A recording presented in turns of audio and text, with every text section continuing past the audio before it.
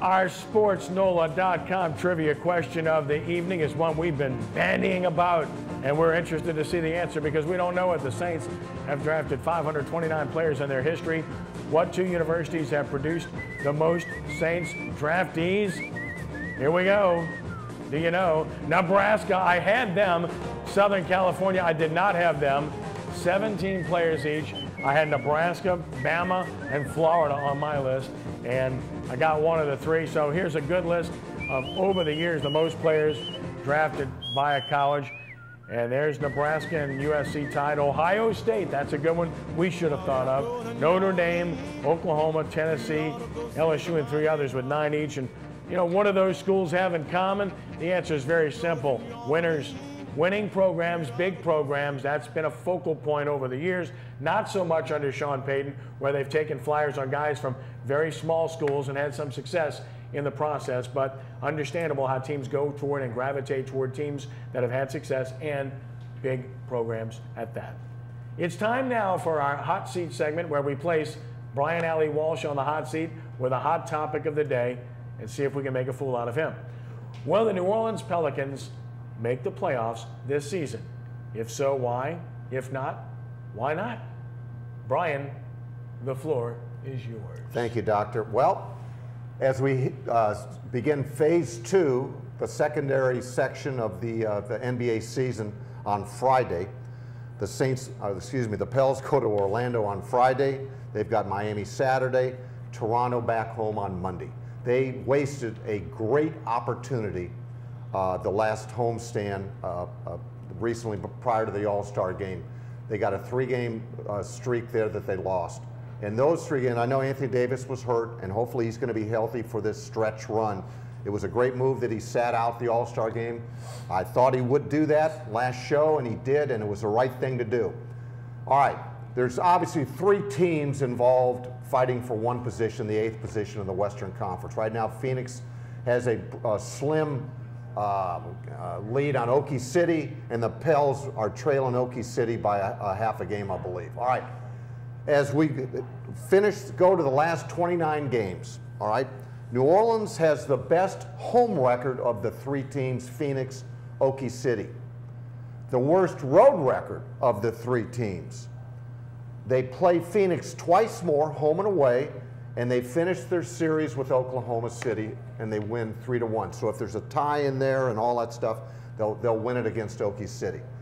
The key, obviously, for the Pels is to keep and to get Anthony Davis healthy. They are not the same club. They're like a team without a Snickers, all right? They need to have Anthony Davis on the floor for 29 games. My answer is this: I don't think they're deep enough to do it. I think that 8th place team is going to go to Okie City eventually with their stars and their experience. Okie City wins the 8th spot. Ricky. Well, I mean, I think the Pelicans got a great shot. I mean, if Anthony Davis stay healthy, they got a great shot. But the whole thing comes down to the last quarter. I mean, what money doing the last quarter make a big difference. And that's why the Pelicans lost about 10 games down in the last quarter. And that's going to be the key to them. They got to learn how to play the 4th quarter basketball. They have to show that they could consistently win, Ricky. And they do have a 3-game or a 4-game winning streak one time. They're not a good road team necessarily. And when you're fighting with this group, this is a brand new group here in town, okay? So they don't really have a lot of playoff experience, and I think they're going through some real growing pains, but they haven't shown that they consistently can win on a regular basis. They've got 19 games against the Western Conference. They actually have done real well against the Western Conference. That bodes well for them. They've got a 5-game streak right now against Eastern Conference teams.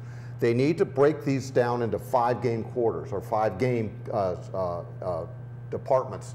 They need to finish 4-1 against the East right now. Okay. What basically they got guys making a lot of money need to step up and play better. Absolutely. That's absolutely. When AD went down, where was Ryan Anderson? Right. Okay. Where was Tyreek Evans? Eric Gordon. Right. Or Eric Gordon. Excuse me. Okay. Where were these guys? And they needed to step forward, and they didn't. They haven't. Right. So I say no. What do you say? Well, I think it was a 50-50 chance. I think about them okay. Goodness. Because I mean, my thing is, man, this. It can go either way with them in OKC.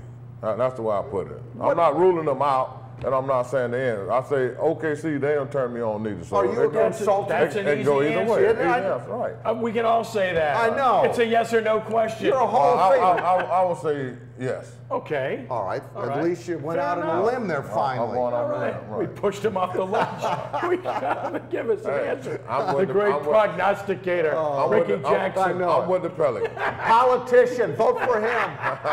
No, his son tried that already. No, it's all good. It's all good. We love him. But, okay, so you got a yes and you got a no. So Break the tie. I have to break the tie, right? So I'll break the tie. No. I think the Pelicans, as I mentioned from day one, I picked them to win 43 games. That's a winning record. But it's not enough in the West. With Oklahoma City, it's truly all about keeping Durant and Westbrook on the floor together. If they do, irregardless of losing 3 out of 4 to the Pelicans, I think they're the better team. They're the seasoned team. They're the understanding team.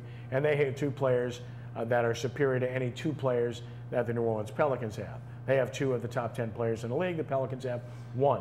And they have the experience factor as well.